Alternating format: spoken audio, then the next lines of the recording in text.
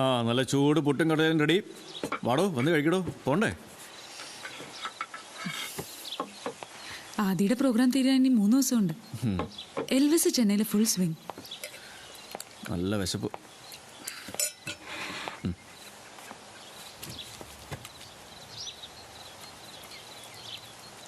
എന്നെ ഇവിടെ മിസ് ചെയ്യില്ലേ? എന്തിനും?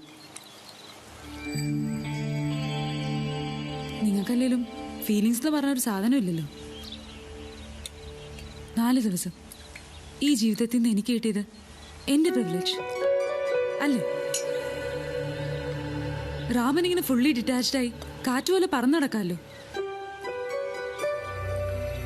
കാറ്റ് പോലെ. അത് കൊള്ളാം.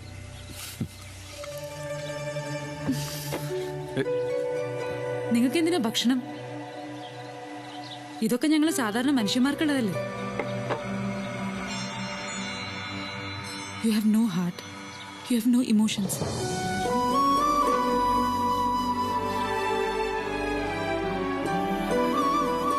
എനിക്കങ്ങനെ പറ്റൂ Malini. Because I can't have you. ശരിയല്ലേ? എൽവിസും ആദ്യം മാത്രമല്ലല്ലോ. മാലിനിക്ക് തിരിച്ചു പോയാൽ ചെയ്യാൻ എന്തൊക്കെയുണ്ട് അവിടെ? Dance school, programmes. ഓടി ഓടി വയ്യാതാവുമ്പോൾ ഇങ്ങോട്ട് വന്നാൽ മതി. ഞാനിവിടെ തന്നെ ഉണ്ടാവും.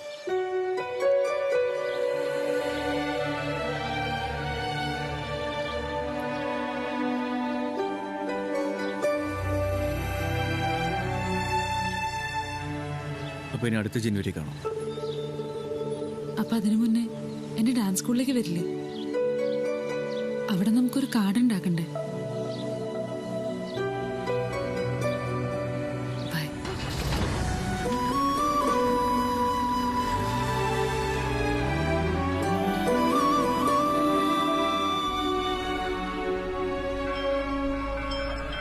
അത് കഴിഞ്ഞുള്ള 360 ദിവസങ്ങൾ എനിക്ക് ആ 4 ദിവസത്തിന് വേണ്ടിയുള്ള കാത്തിരിപ്പായിരുന്നു.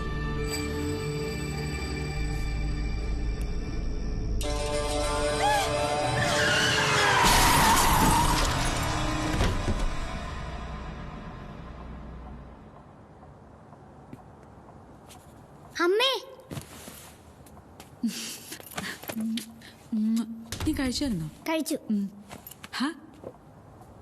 എല്ലാരും ഉണ്ടല്ലോ. എനിക്കെന്തോ മഹാരോഗം പിടിച്ച മട്ടിലാണല്ലോ നിങ്ങളുടെയൊക്കെ പെരുമാറ്റം. ഇതെന്തൊക്കെ ഈ കാണിച്ചു വെച്ചിരിക്കുന്നേ?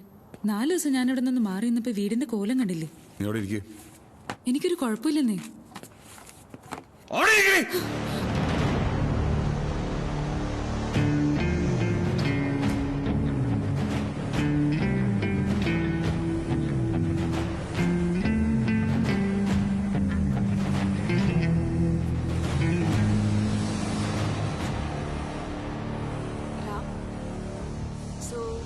കഴിഞ്ഞവണ നീ അമ്മാമനെ കാണാൻ പോയിട്ടില്ല. ആ 4 ദിവസം നീ ഇവന്റെ കൂടെ ആയിരുന്നില്ലേ?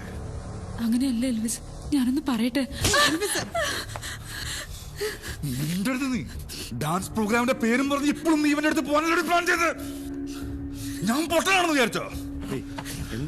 ഇവളാരെന്നറിയോ? ഇതിനാണ് ഞങ്ങൾ വിളിച്ചു വരുത്തിയത്. കാര്യങ്ങൾ നിങ്ങൾ കരുതുന്ന പോലെ ഒന്നുമില്ല എൽവിസ്. നീ എന്താ വിചാരിച്ചേ? വിളിക്കേ സലീമേ, നാട്ടുകാർ മുഴുവൻ അറിയിട്ട് വിടാക്കോളാം. ഇനി ആ ഡാൻസ് സ്കൂളിന്റെ പടി നീച്ച കുട്ടിയാ.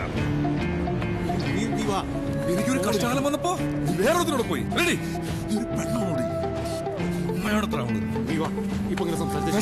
ഞാൻ നിന്നവനെ.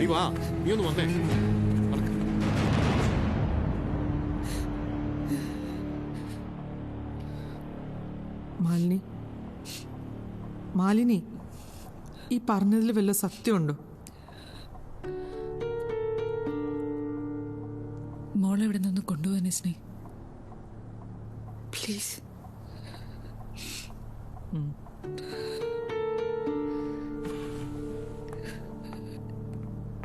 മോള് വാ.